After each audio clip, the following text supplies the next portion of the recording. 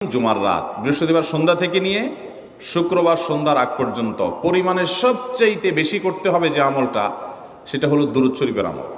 নবী করিম সাল্লাল্লাহু আলাইহি ওয়াসাল্লাম বলেছেন, আকসিরু আলাইয়া মিনাস সালাতি মিন ইয়াউমিল জুমআতি ওয়া লাইলাতিল জুমআহ, তোমরা জুমার দিন এবং জুমার রাতে আমার প্রতি বেশি বেশি দুরূদ পাঠ করবে, দুরূদ প্রেরণ করবে।